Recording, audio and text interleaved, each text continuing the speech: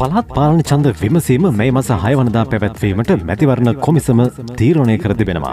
ඊට අදාළ නාම යෝජනා බාර ගැනීම මාර්තු මාස 20 වනදා දහවල් 12ට අවසන් කෙරුණා.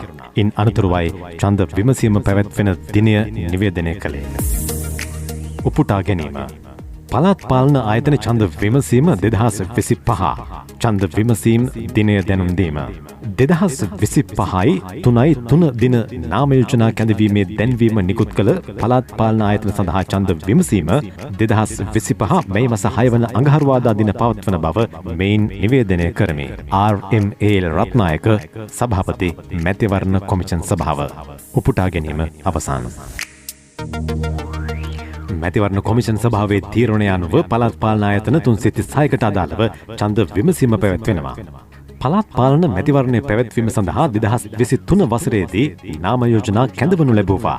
කෙසේ වෙතත් මැතිවරණය පැවැත්වීමට අවශ්‍ය අරමුදල් ලබා ගැනීමට හැකියාව ලැබුණේ නැහැ. ඒ අනුව මැතිවරණ කොමිෂන් සභාවට පළාත් පාලන මැතිවරණය කල් දැමීමට සිදු වුණා. කෙසේ වෙතත් මෙවර පළාත් පාලන මැතිවරණය සඳහා අවශ්‍ය අරමුදල් ලැබී ඇති බවයි මැතිවරණ කොමිෂන් සභාව සඳහන් කළේ.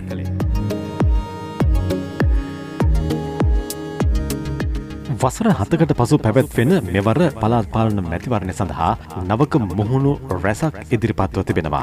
මෙවර පළාත් පාලන මැතිවරණය සඳහා රුපියල් බිලියන 8ක් පමණ වැයවනු ඇති බවටයි ඇස්තමේන්තු කර ඇත්තේ.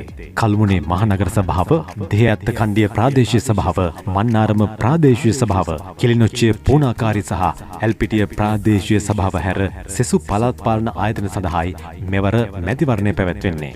මහා නගර සභා 28ක්, නගර සභා 36ක්, ප්‍රාදේශීය සභා 272ක් සඳහා නගරාධිපති, නියෝජ්‍ය නගරාධිපති, සභාපති, නියෝජ්‍ය සභාපති ඇතුළු සභකයන් තෝරාපත් කර ගැනීමු ඇති. ඡන්දය භාවිත කිරීමට සුදුසුකම් ලබා ඇති ඡන්දදායකයන් සංඛ්‍යාව ඉක්ුත් මහ මැතිවරණයට සාපේක්ෂව ඉහළ ගොස් තිබෙනවා.